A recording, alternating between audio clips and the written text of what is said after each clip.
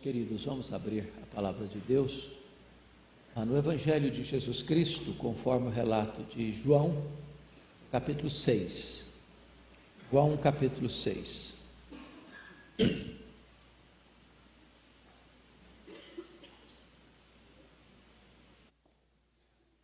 Faremos a leitura a partir do versículo 35. Até o versículo 48. 35 a 48. Está escrito o seguinte: declarou-lhes, pois, Jesus: eu sou o pão da vida. O que vem a mim jamais terá fome, e o que crê em mim jamais terá sede. Porém, eu já vos disse que, embora me tenhais visto, não credes. Todo aquele que o meu Pai me dá, esse virá a mim.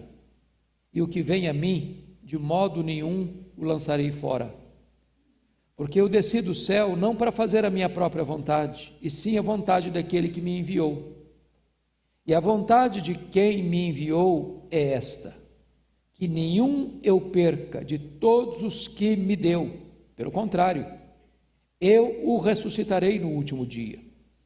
De fato, a vontade de meu Pai é que todo o que vir o Filho e nele crer tenha a vida eterna, e eu o ressuscitarei no último dia.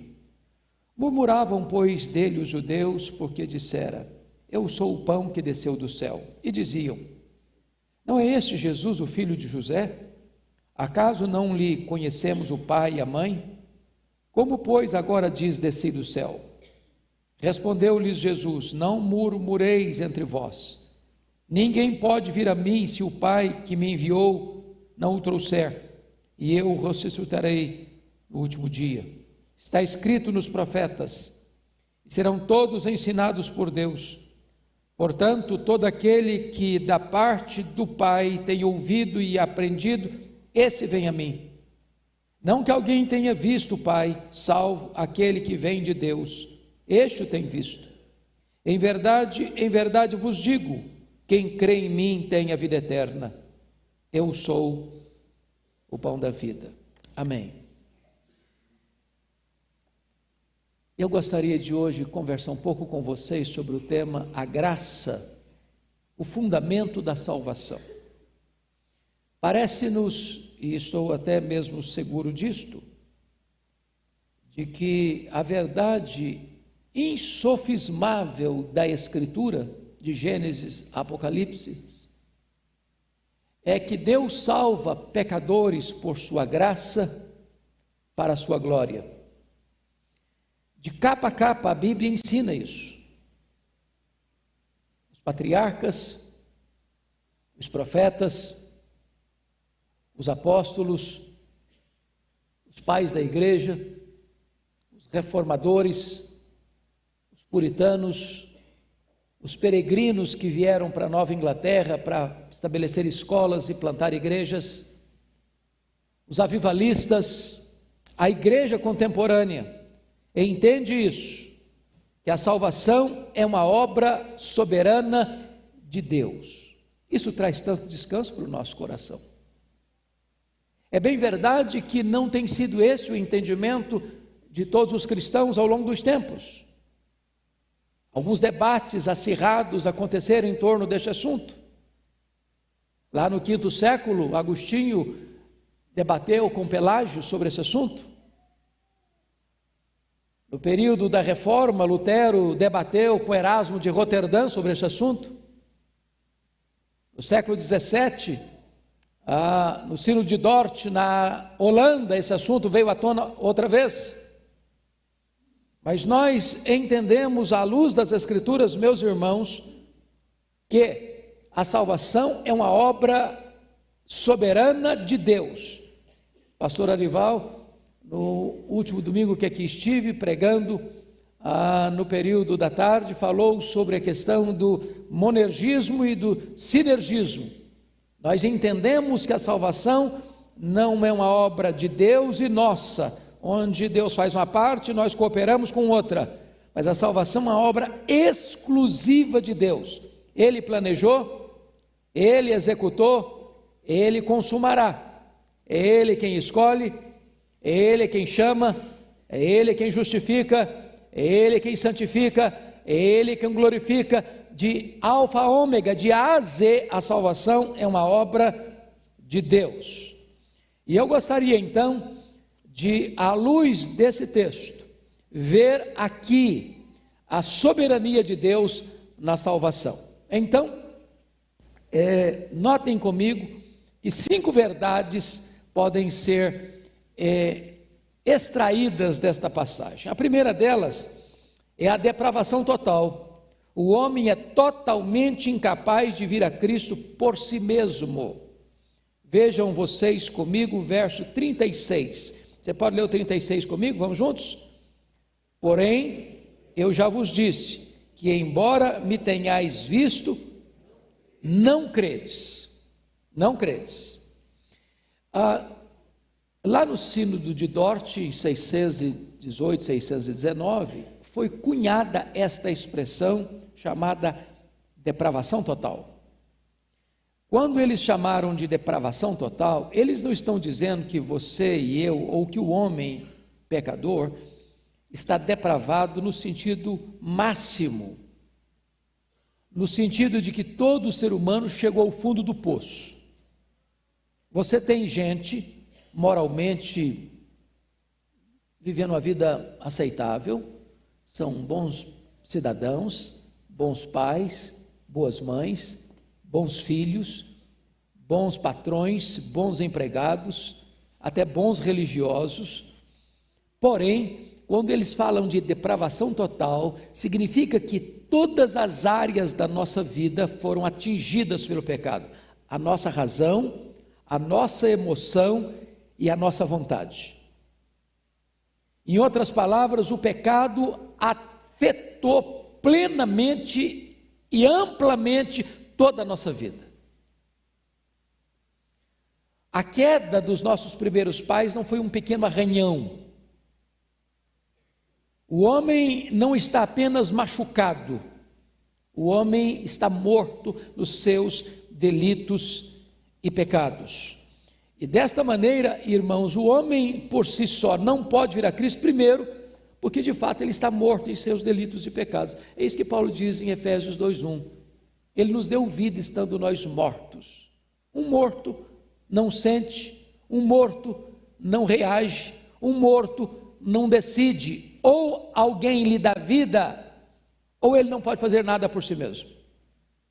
Esta é a realidade de todo ser humano. Ou Deus age na sua vida soberanamente, milagrosamente, dando vida a ele, ou ele jamais por si mesmo pode ser salvo. Veja comigo o versículo 44 do texto lido. Você pode ler comigo? 6:44, vamos juntos?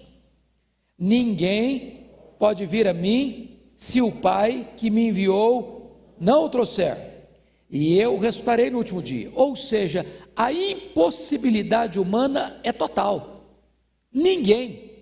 Jesus foi claro, categórico. Ninguém, nem este, nem aquele outro, pode vir a Cristo, a não ser que o Pai opere esse milagre na vida dele.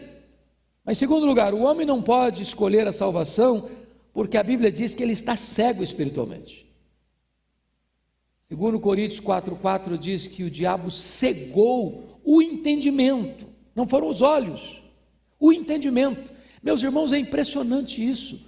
Pessoas cultas, pessoas ilustradas, pessoas com a capacidade intelectual gigantesca, capaz de decifrar os grandes mistérios da ciência, é incapaz de ver um palmo na frente do seu nariz do ponto de vista espiritual. O entendimento foi cegado. E desta maneira, as pessoas não conseguem ver as realidades espirituais. É por isso que Jesus Cristo disse: em verdade te digo, se tu não nasceres de novo, não poderás ver o reino de Deus. A não ser que haja um novo nascimento, o homem não pode sequer ver as coisas espirituais, porque para elas ele está cego. Mas em terceiro lugar, o homem não pode escolher a salvação porque ele é escravo do mundo, da carne e do diabo. Esta é a expressão lá de Efésios capítulo 2. O homem anda segundo o curso deste mundo, segundo o príncipe da potestade do ar, fazendo a vontade da carne e dos pensamentos. E por natureza o homem é filho da ira. Em outras palavras, ele está dominado, ele está controlado, ele está escravizado, ele está completamente impotente. O homem está na potestade de Satanás, o homem está no império das trevas, o homem está na casa do valente. E a não ser que Deus opere um milagre arrancando-o soberanamente lá, o homem por si mesmo não pode produzir a sua própria salvação. Ele está cego espiritualmente, ele está alienado espiritualmente, ele está morto espiritualmente, ele é incapaz espiritualmente, ele é escravo espiritual, ele está surdo para as verdades espirituais, ele não pode por si mesmo vir a Cristo. Isso os nossos irmãos do passado chamaram de depravação total. Mas a segunda verdade que esse texto nos ensina é a eleição incondicional. Veja comigo, por favor, versículo 37, a parte A, está escrito assim: todo aquele que meu Pai me dá. Preste atenção nisso. Você e eu somos um presente do Deus Pai ao Deus Filho. Nós chamamos isso, na linguagem bíblica, de eleição. Eleição. Em outras palavras, quem escolhe quem do ponto de vista da salvação? O homem escolhe Deus ou Deus escolhe o homem? O que a Escritura nos ensina é que não somos nós quem escolhemos a Deus, mas foi Deus quem nos escolheu. Jesus Cristo disse isso claramente em João 15,16: não fostes vós que me escolhestes a mim, pelo contrário, eu vos escolhi a vós outros e vos designei para que vades e deis frutos. Lá em Atos 13:48 está claro também isso: todos quantos foram destinados para a vida eterna creram. Em outras palavras, você não é eleito por Deus ao crer em Jesus. Porque você foi eleito por Deus, você crê em Jesus. A eleição precede a fé. A fé é consequência da escolha divina. Jesus Cristo ainda disse em João 17:2, a fim de que Ele conceda a vida eterna a todos os que lhe deste. Em outras palavras, aqueles que o Pai dá ao Filho, o Filho dá a eles a vida eterna. Esta é a gloriosa verdade da eleição. Quem é o autor da eleição? Deus Pai. Quando é que Ele nos elegeu? Antes da fundação do mundo. Em quem Ele nos elegeu? Em Cristo. Com que propósito Ele nos elegeu? Para sermos santos e irrepreensíveis perante Ele em amor. De tal maneira, amados irmãos, que a nossa salvação é uma obra de Deus, porque lá na eternidade, Deus nos conheceu primeiro, Deus pôs o seu coração em nós, Ele nos amou com amor eterno, Ele nos atraiu para Ele com cordas de amor, e louvado seja Deus, porque Ele nos escolheu, porque se Ele não tivesse nos escolhido, nós jamais o escolheríamos. A inclinação da nossa carne é inimizade contra Deus. Bom, é preciso entender agora uma terceira verdade, e a terceira verdade desse texto é a expiação limitada. A morte de Cristo foi para nos salvar e não apenas para possibilitar nossa salvação. Veja comigo, por favor, versículo 37 novamente. Todo aquele que o meu Pai me dá, esse virá a mim. E o que vem a mim, de modo nenhum, lançarei fora. Olha o verso 40. De fato, a vontade de meu Pai é que todo homem que vir o Filho e nele crer tenha vida eterna, e eu o ressuscitarei no último dia. Agora, notem, amados irmãos, que uma pergunta, ela é feita e é preciso ter uma resposta clara no seu coração. E a pergunta é esta: Cristo morreu na cruz apenas para possibilitar a minha salvação, ou Cristo morreu na cruz para efetivamente me salvar? Porque se Cristo morreu na cruz apenas para possibilitar a minha salvação, significa que a minha salvação está nas minhas mãos. Significa que Deus depende de mim. Significa que Deus é impotente para efetivar a minha salvação e eu sou o soberano que escolho ou não a minha salvação. Portanto, a minha salvação não está nas mãos de Deus, está nas minhas mãos. Quando você examina a Escritura sobre este assunto, você vai notar que o mesmo Deus que planejou a sua salvação, que presenteou você, o Pai presenteou o Filho, olha, esse aqui é seu, estou lhe dando. Então o Filho toma a decisão de morrer por esses e dar a eles a vida eterna. De tal maneira que nós chamamos biblicamente que a morte de Cristo foi uma morte vicária. E o que significa a palavra vicária? Significa substitutiva. Cristo não morreu apenas para possibilitar a sua salvação, Cristo morreu no seu lugar. Ele morreu como seu substituto. Ele morreu por quê? Porque Deus lançou sobre ele a iniquidade sua, a iniquidade minha, toda a nossa iniquidade. Ele foi carregando sobre o seu corpo no madeiro os nossos pecados. Ele foi feito pecado por nós, ele foi feito maldição por nós. Naquele momento ali, Deus estava executando no seu Filho todo o seu juízo sobre o meu pecado, sobre o seu pecado. Agradou ao Pai moê-lo naquela cruz, porque naquele momento ele estava morrendo em seu lugar. Ele pegou escrito de dívida que era contra você, rasgou, anulou e o encravou na cruz e deu um brado: está consumado. Aquele que crê em mim não deve mais nada. Ele estava pagando a sua dívida. Com que preço? O preço do seu sangue. É por isso que a Bíblia diz que o bom pastor dá a vida pelas suas ovelhas. É por isso que Paulo escreve em Efésios 5 dizendo que Cristo morreu pela sua igreja.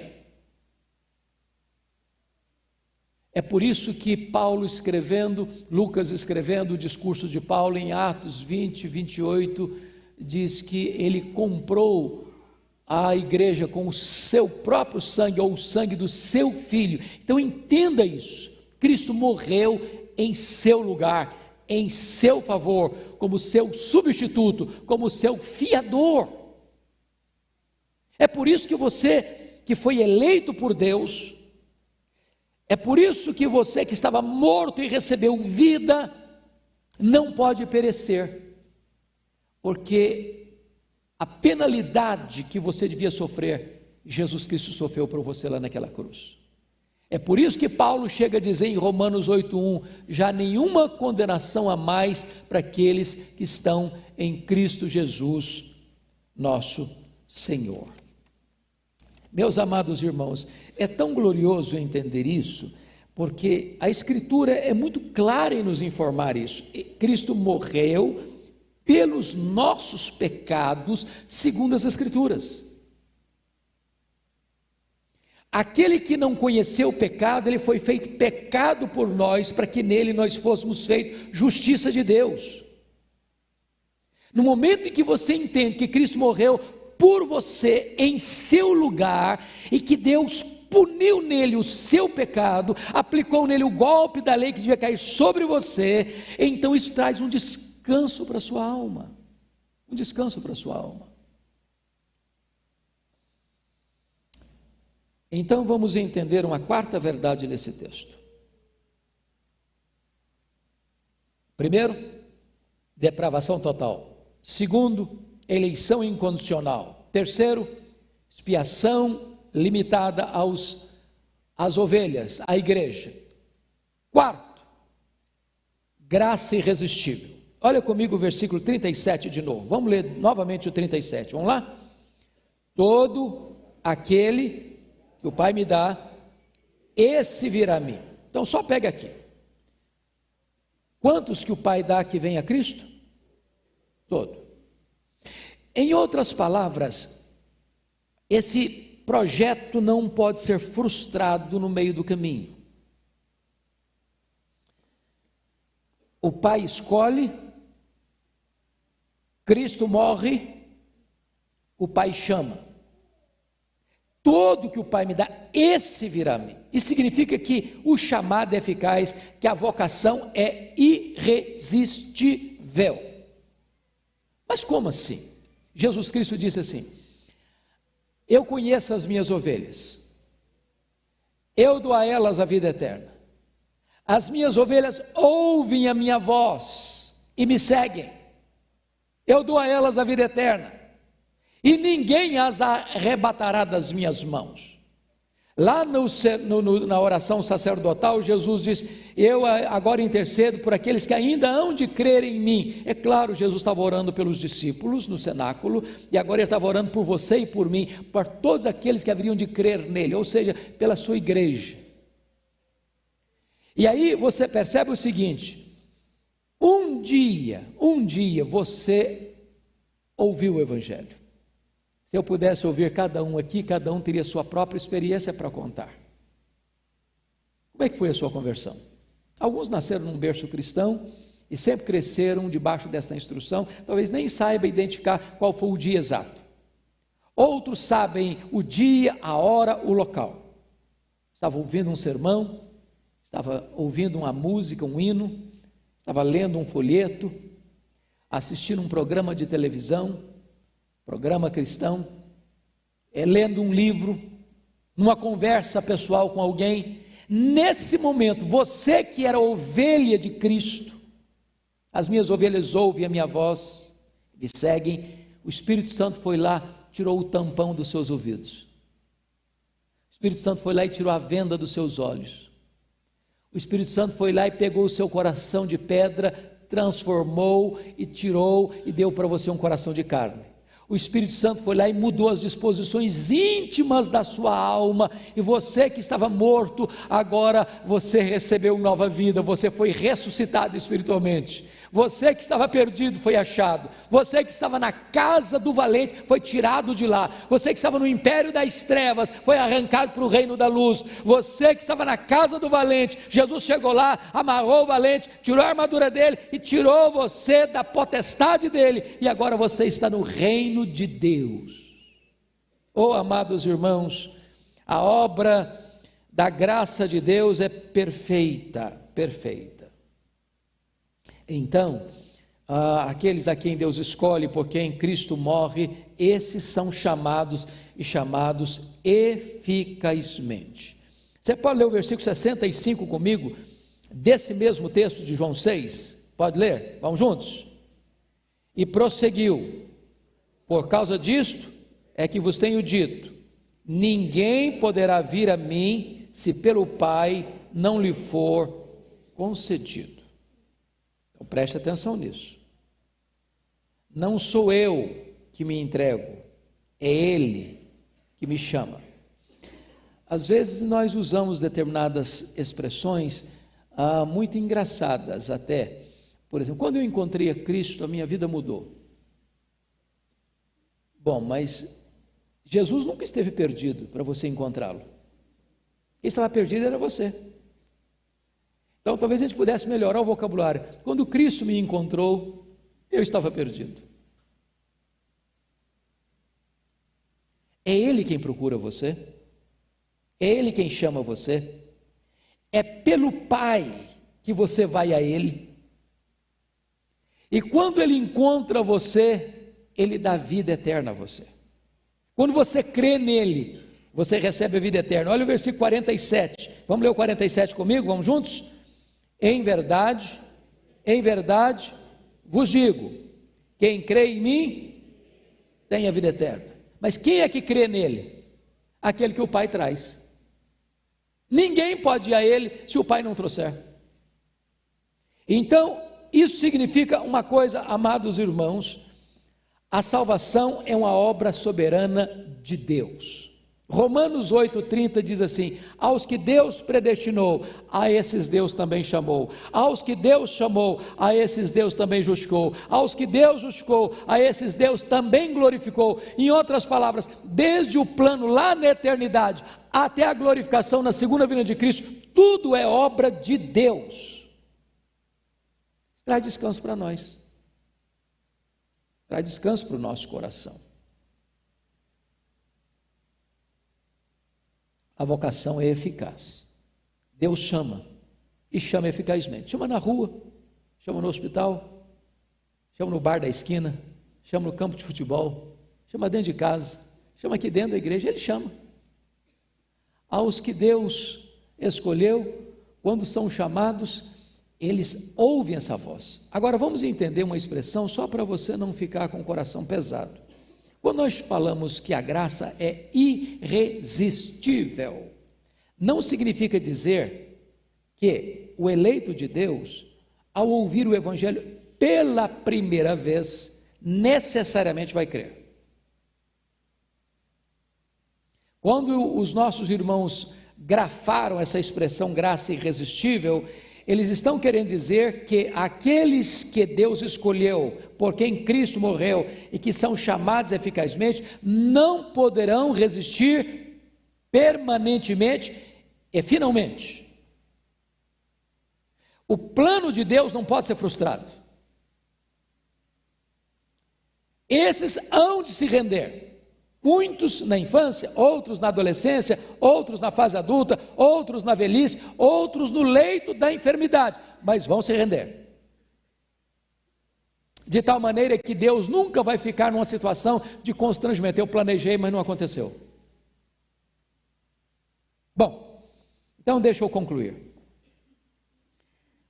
A última verdade que esse texto nos ensina, primeiro é a depravação total.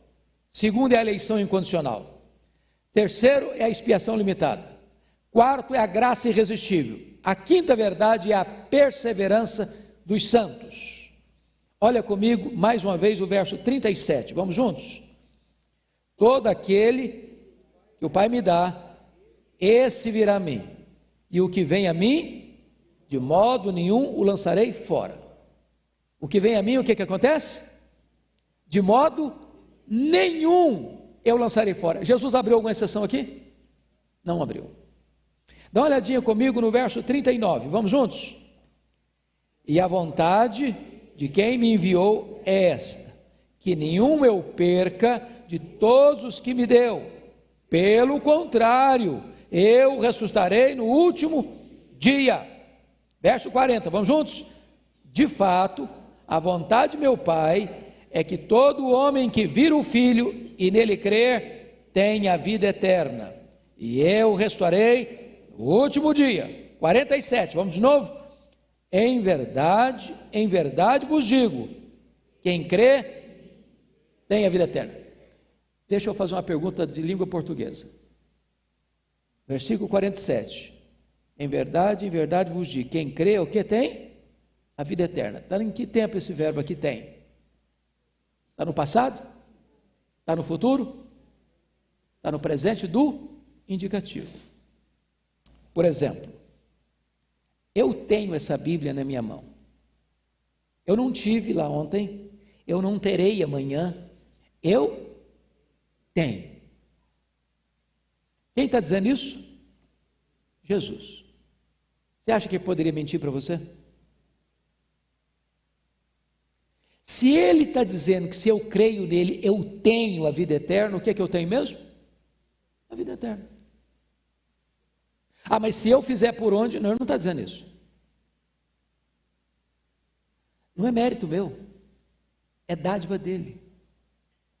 Ele está dizendo o seguinte: se você crê, você tem, você não terá, não, você tem a vida eterna. Você tem a vida eterna. Mas às vezes nós, por nossa fraqueza ou por desconhecimento, podemos viver numa gangorra espiritual. Ah, meu Deus, estou salvo hoje, mas amanhã estou perdido. Perdi a salvação. Agora não estou mais salvo. Estava indo para o céu, agora estou indo para o inferno. Era filho de Deus, agora não sou mais. Não existe esta ideia de perder a salvação. Ninguém perde a salvação. Porque o mesmo Deus que escolheu você, por quem Cristo morreu, que chamou você, é poderoso para dar a você a graça de perseverar até o fim. A sua segurança não está nas suas mãos, está nas mãos do Senhor Jesus Cristo. É por isso que ele disse: o que vem a mim, de modo nenhum eu o lançarei fora. Jesus Cristo disse ainda, lá em João 5,24, você pode ler comigo? Só uma página para trás, 5,24, vamos juntos ler esse texto? Vamos lá? Em verdade vos digo, quem ouve a minha palavra e crê naquele que me enviou, tem a vida eterna, não entra em juízo, mas passou da morte para a vida. O que está lá em João 10? Agora avança um pouco mais, algumas páginas. João 10, 28. Pode ler comigo? Vamos juntos? Aliás, vamos ler 27 e 28. Vamos lá? As minhas ovelhas ouvem a minha voz, eu as conheço e elas me seguem. Eu lhes dou a vida eterna, jamais perecerão e ninguém as arrebatará das minhas mãos. O apóstolo Paulo, escrevendo aos Filipenses, capítulo 1, versículo 6, ele diz assim: eu estou plenamente certo de que aquele que começou boa obra em vós, há de completá-la até o dia de Cristo Jesus, nosso Senhor. Então não fique com o coração desesperado. Meu Deus, será que eu perdi a salvação? Será que eu não sou mais salvo? Não, se você creu no Senhor Jesus, você pode ter certeza, garantia de vida eterna. O apóstolo Paulo, ao concluir Romanos 8, diz assim: eu estou bem certo de que nem a morte, nem a vida, nem anjos, nem principados, nem poderes, nem altura, nem profundidade, nem qualquer outra criatura poderá nos separar do amor de Deus que está em Cristo Jesus, nosso Senhor. Você não pode nem ter uma falsa segurança. O que é uma falsa segurança? É alguém que nunca nasceu de novo, que vive na prática do pecado, que não se arrepende, que não se quebranta, e aí acha que está salvo, porque nasceu numa igreja evangélica, porque nasceu num lar evangélico, porque carrega uma Bíblia, porque é religioso, e ele acha que está salvo, e nunca esteve, porque nunca nasceu de novo. A falsa segurança da salvação é um grande problema. É por isso que no dia do juízo, muitos vão dizer: Senhor, Senhor, não fizemos muitos milagres em Teu nome, não profetizamos em Teu nome, não expulsamos demônios em Teu nome, e Ele vai dizer: nunca vos conheci, apartai-vos de mim, vós os que praticais a iniquidade. Mas se você creu no Senhor Jesus Cristo, se Ele é o Senhor da sua vida, então descanse o seu coração na graça soberana de Deus. Ele é quem salva, é Ele quem garante a segurança da sua salvação. E eu queria que nós concluíssemos esta breve meditação, irmãos, indo para Romanos capítulo 11, num tributo de adoração, de doxologia, de exaltação a este Deus que planejou, que executou e consumará a nossa salvação. Eu peço a você para ficar em pé, para a leitura desse texto. Romanos capítulo 11, versos 33 a 36. Vamos ler juntos. Vamos lá, todos nós? Ó profundidade da riqueza, tanto da sabedoria como do conhecimento de Deus! Quão insondáveis são os seus juízos, e quão inescrutáveis os seus caminhos! Quem, pois, conheceu a mente do Senhor? Ou quem foi o seu conselheiro? Ou quem primeiro deu a ele para que ele venha a ser restituído? Porque dele, e por meio dele, e para ele são todas as coisas. A ele, pois, a glória eternamente. Amém. Enquanto você está em pé, pastor Arival ora por nós. Senhor Deus, nós nos curvamos diante da tua soberania, da tua graça, pois nós não merecemos absolutamente nada. Queremos tributar a Ti, Senhor, toda honra, toda glória, todo louvor. Se estamos salvos, é pelo Senhor. Tira do nosso coração todo o temor, todo o medo, toda a insegurança. E que nós possamos ser consolados com essas doutrinas que foram apresentadas aqui.